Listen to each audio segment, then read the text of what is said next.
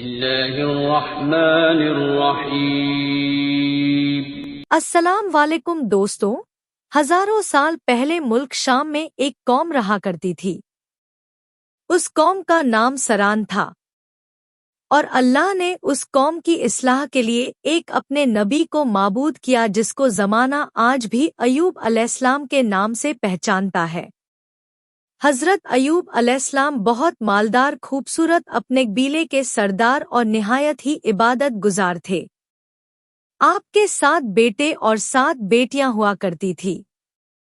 آپ کی عزت اور مرتبہ کا عالم یہ تھا کہ راستے سے جہاں سے آپ گزرتے تھے لوگ کھڑے ہو کر آپ کا استقبال کیا کرتے تھے۔ امام علی علیہ السلام نے فرمایا، جب اللہ کسی کو عزیز رکھتا ہے تو اسے صبر سے آزماتا ہے، تو بس اللہ نے اپنے بندے ایوب کا امتحان لینا شروع کر دیا۔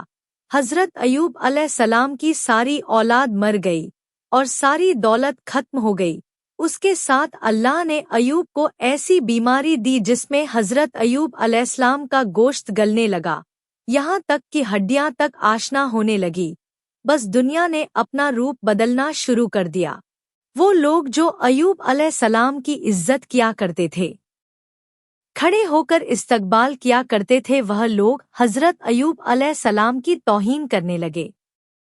یہ کہنے لگے اللہ اسے ناراض ہے، اللہ کا عذاب ہے ایوب پر، یہ کوئی نبی نہیں، یہ کوئی نبی نہیں بلکہ بے انتہا گناہگار انسان ہے، یہاں تک کہ ایوب علیہ السلام سے کوئی بات تک نہیں کرتا تھا۔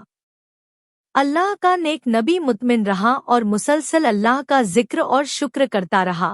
لوگوں نے یہ فیصلہ کیا، جو بیماری ایوب کو ہے ایسا نہ ہو یہ ہمارے بچوں کو ہو جائے، اٹھاؤ ایوب کو، اسے ہمارے محلے میں رہنے کا کوئی حق نہیں، بس لاٹھیوں اور کپڑوں میں لپیٹ کر ایوب علیہ السلام کو کچرے کے ڈھیر میں پھینک آتے ہیں۔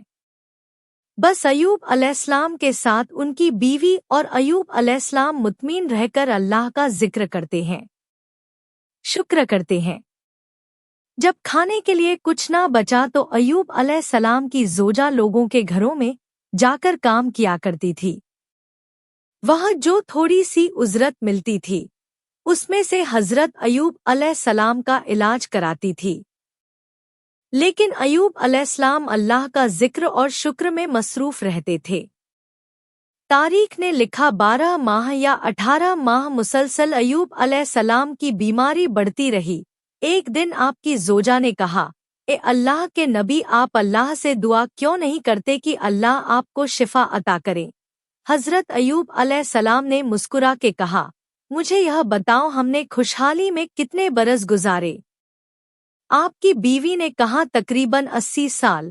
تو آپ رونے لگے اور کہا 80 سال تک خوشحال رہے تو خوش تھے، ابھی 1 سال سے اللہ نے امتحان لیا تو میں ہمت کو ختم کر دوں؟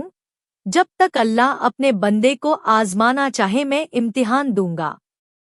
یہاں تک کہ حضرت ایوب علیہ السلام کے جسم پر جو زخم ہوا کرتے تھے اس میں کیڑے پڑ گئے، اگر کوئی کیڑا گر جاتا تھا حضرت ایوب علیہ السلام اس کو اٹھا کے اپنے جسم پر رکھ دیتے تھے اور کہتے تھے، شاید تمہارے لیے اللہ کا رزق اللہ نے میرے جسم میں رکھا ہے، تم کھاؤ اگر اللہ کی یہ مرضی ہے تو۔ بس جب لوگوں نے حضرت ایوب علیہ السلام کی زوجہ کو کام دینے سے بھی انکار کر دیا، لوگوں نے یہ چاہا کہ ایوب کی بیوی ہمارے محلے میں آتی ہے، ایسا نہ ہو کہ یہ ایوب کے ساتھ رہتی ہے، ایوب کی بیماری ہمارے بچوں کو نہ لگ جائے، اس کو کوئی بھی محلے میں نہ بلائے گا۔ بس ایوب علیہ السلام کی زوجہ رو رو کے کہنے لگی، اے اللہ کے نبی، اللہ سے دعا کریں۔ تو ایوب علیہ السلام نے اپنے ہاتھوں کو اٹھا کر کہا، اے اللہ، یقیناً تو رحم کرنے والا ہے، اپنے بندے پر رحم کر۔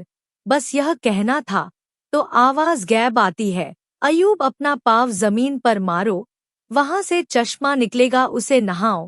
بس ایوب علیہ السلام نے اپنے پاؤں زمین پر مارا، وہاں سے چشمہ نمود ہوا۔ ایوب علیہ السلام نے جیسے ہی اس پانی کو اپنے جسم پر لگایا، اللہ کے فضل کرم سے ایوب علیہ السلام کی بیماریاں ختم ہو گئی اور وہ پھر سے جوان ہو گئے और अल्लाह ने आसमान से सोना बरसाना शुरू कर दिया, और अल्लाह ने अयूब अलैहिस्सलाम की बीवी को भी जवानी बख्श दी और 23 बेटे और 27 बेटियां अता की, और वह पहले से ज्यादा खुशहाल हो गए। बेशक अल्लाह अपने बंदों पर रहम फरमाने वाला है। अल्लाह के महबूब हजरत मोहम्मद मुस्तफ़ा सल्लल्लाहु अलैहि वसल्लम ने फरमाया, जिंदगी में जब भी इम्तिहान आएगा तो अयूब अलैहिस्सलाम के इम्तिहान को याद करना, और यह यकीन रखना कि जिंदगी का असल नाम इम्तिहान है।